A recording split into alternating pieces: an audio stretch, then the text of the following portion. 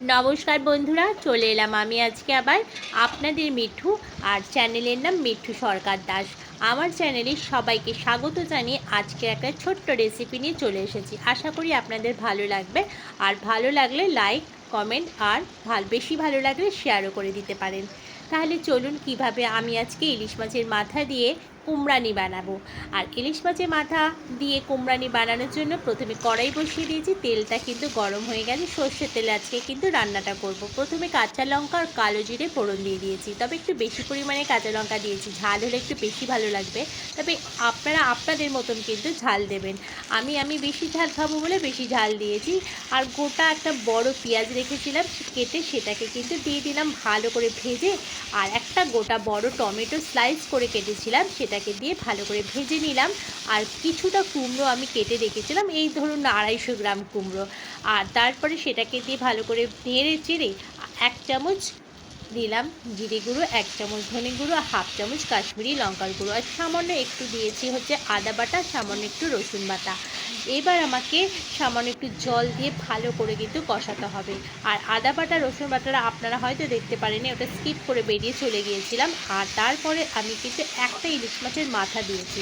আর এই মাথাটা দিয়ে কিন্তু আমি বেশি একদম ঘাটবো না, কারণ ইলিশ মাছ বেশি ঘাটতে কিন্তু ওই কাঁটাগুলো ভীষণ মিশে যাবে আর দেখতেও ভালো লাগবে না। সেই জন্য কিন্তু দেখুন আমি কিন্তু মাছটা একদম গোটা গোটাই থাকবে।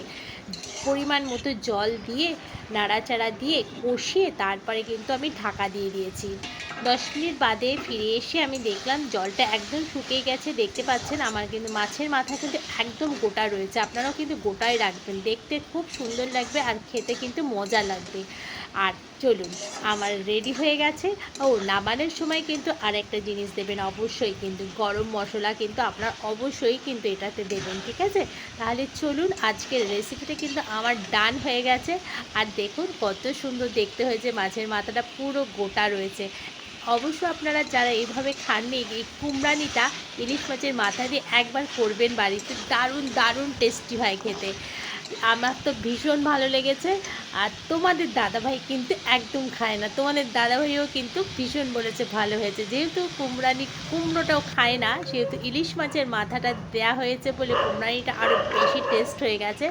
আমার রেডি হয়ে গেছে, আমি পাত্রে দেখুন, আমি কিন্তু পাত্রে এখন সার্ভ করে দিচ্ছি। এবার কিন্তু আমাকে খেতে হবে। আর আজকের দুপুরের লাঞ্চটা কিন্তু আমার জমে গেছে এই ইলিশ মাছের মাথা দিয়ে কুমড়ানিটা। আপনারা একবার অবশ্যই ট্রাই করবেন বাড়িতে, দুর্দান্ত খেতে লাগে।